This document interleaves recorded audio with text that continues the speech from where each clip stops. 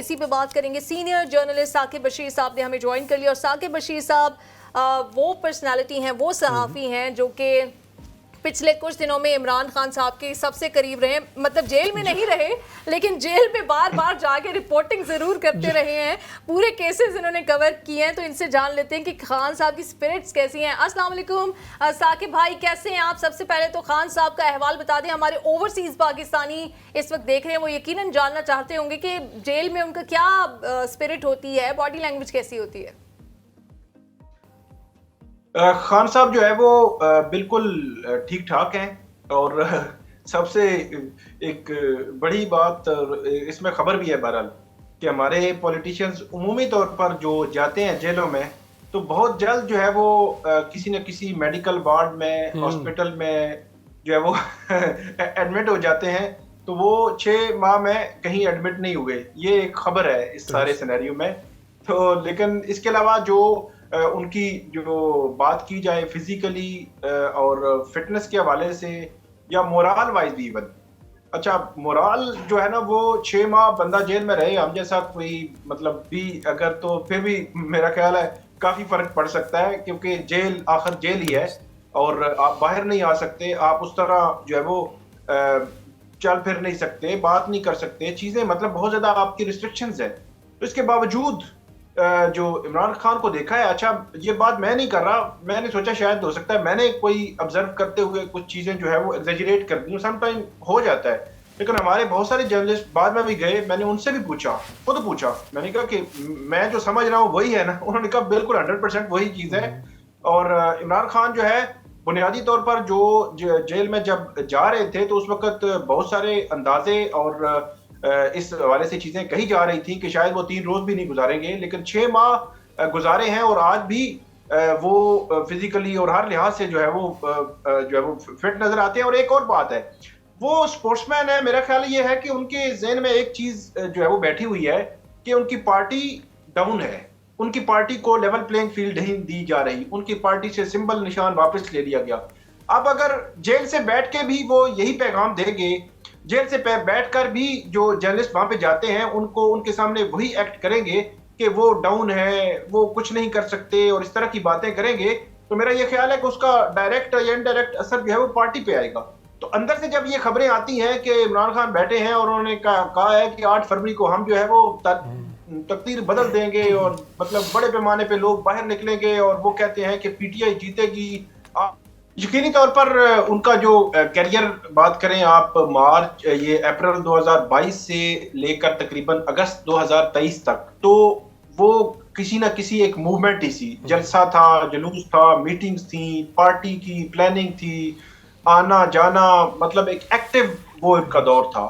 तो इसलिए अगस्त से लेकर अभी फरवरी तक वो जेल में है, तो उन्होंने खुद भी बात की, वो बुक्स भी पढ़ रहे हैं, जो रिलीजियस बुक्स हैं वो भी पढ़ रहे हैं, जो हिस्ट्री की हैं वो भी पढ़ रहे हैं, जो पॉलिटिक्स की हैं वो भी पढ़ रहे हैं। और इसके अलावा यकीनी तौर पर वो जो अंदर रहे हैं उससे सीख भी रहे होंगे कि क्या उनसे क्या गलतियां हुई जो नहीं होनी चाहिए थी, और क्या बेहतरी हो सकती थी जो वो नहीं कर सके। तो ये दोनों एंड जो है वो यकीनी तौर पर उनके ज़हन में होंगे।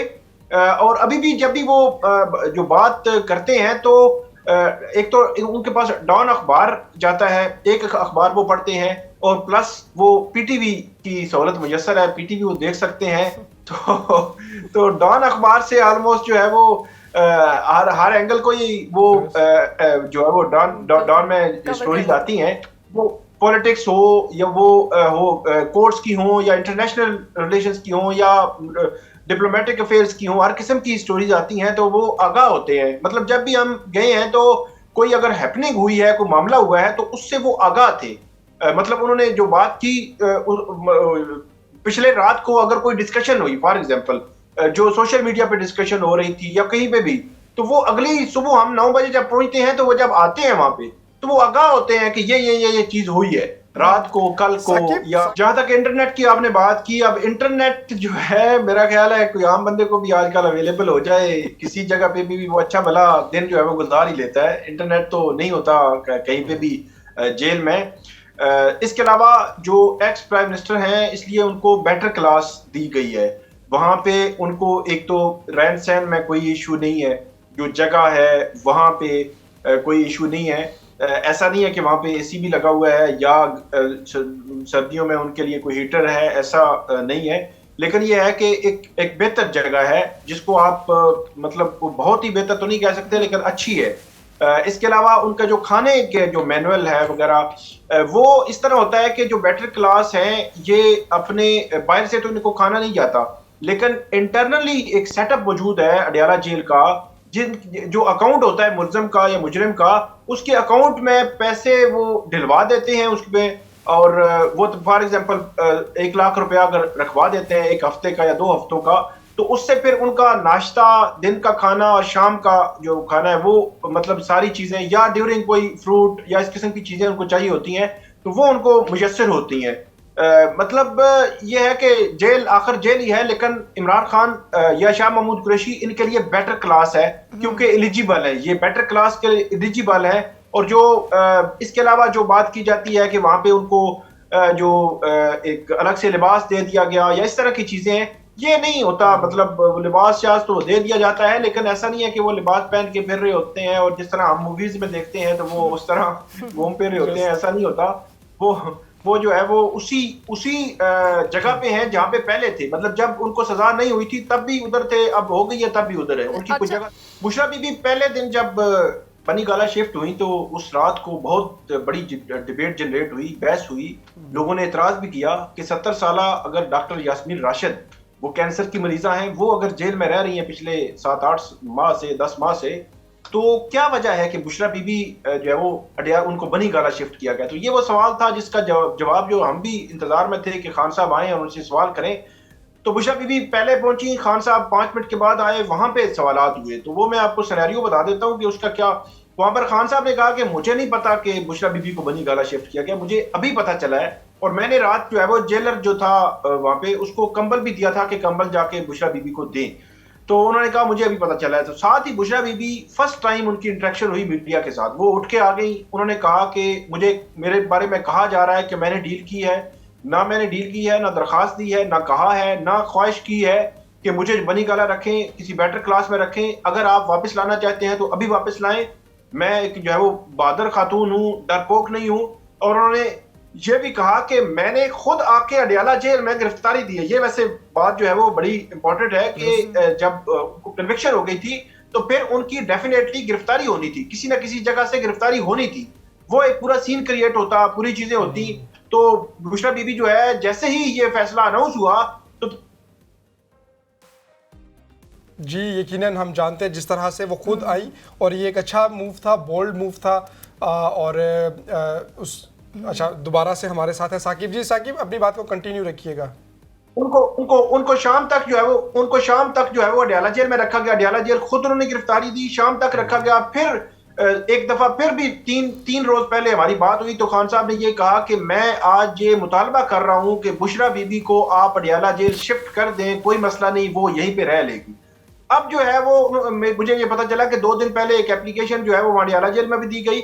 आज बाकायदा तौर पर उन्होंने पिटीशन फाइल कर दी इस्लामाबाद हाई कोर्ट में कि हमें अडयाला जेल शिफ्ट कर दिया जाए, और उसमें पिटीशन में ये लिखा हुआ है कि जिस तरह बाकी कैदी रहती हैं मैं रहने के लिए तैयार हूं, और भी हमारी जो पॉलिटिकल वर्कर्स हैं वो अगर जेल में रह रही हैं तो मुझे भी कोई मसला नहीं है, और ना मैंने पहले ख्वाहिश की थी ना दरखास्त दी थी, अब जो है वो मुझे अडयाला जेल शिफ्ट किया जाए। तो इट मीन के मेरा ये ख्याल है कि ये अब एक बयानिया या कोई चीज थी कि जिसकी वजह से ये सारा सीन क्रिएट हुआ, बज़ाहिर जो लग रहा है, क्योंकि ये एक डील का हिस्सा या एनआरओ का हिस्सा जो है वो कहा जा रहा था। आज की पिटीशन आने के बाद वो जो है वो उस चीज का मेरे ख्याल में जवाब आ गया है कि वो तो खुद कह रही है कि मुझे शिफ्ट करें, आप क्यों नहीं शिफ्ट कर रहे।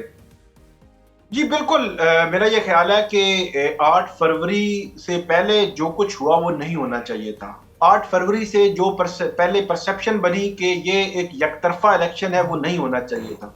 ये जो राय बनी कि ये एक प्री पोल रिग्ड इलेक्शन है ये भी नहीं होना चाहिए था। ये वो सवालात हैं जो 8 फरवरी के इलेक्शन पर बहुत बड़े सवालात खड़े उन्होंने कर दिए पहले ही। अब 8 फरवरी की हम बात करें तो जो पीटीआई है या इमरान खान है वो तवक्को लगाए बैठे हैं कि जो यूथ है, जो पब्लिक है, जो अवाम है, जिसने देखा जिसने भुगता वो सब बाहर निकलेंगे।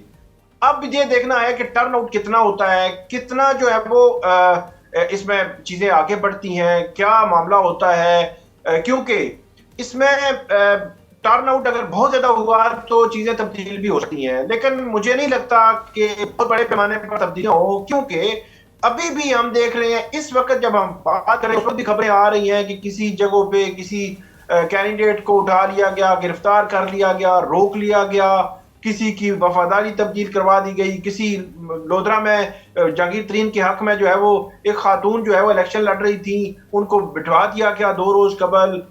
मतलब ये खबरें आ रही हैं और पोल डे पे भी ये चीजें होंगी। अनफॉर्चुनेटली मैं ये कहूंगा और ये बड़े दुख और दर्द के साथ कह रहे हैं कि हमारा अदालती सिस्टम ये सारी चीजें एक्यूरेट करने में नाकाम रहा है और बुरी तरह नाकाम रहा है। इनका नाम जो है हमारी अदलिया का, जो मैं ये समझता हूं कि अच्छे अल्फाज से याद नहीं रखा जाएगा कि 2024 के जो इलेक्शन है 8 फरवरी के, वो फ्री एंड फेयर इलेक्शन कराने में कामयाब नहीं हुए। अब अगर पब्लिक जो है वो 70% 60% अगर टर्न आउट आ जाए, पब्लिक कोई बड़ा इनकलाब बर्पा कर दे तो वो अलग बात है, लेकिन मेरे ख्याल में ये इलेक्शन किसी तौर पे भी फ्री एंड फेयर इलेक्शन नहीं है। बिल्कुल यही अभी तक खदशात, यही हकाइक हमें दिखाई दे रहे हैं। अफसोस भी है। बहुत शुक्रिया साकिब भाई, आप पे तो हमें बड़ा फ़ख्र है जिस मैं कहती हूँ दबंग अंदाज में आप रिपोर्टिंग करें, इसी तरह से करते रहें।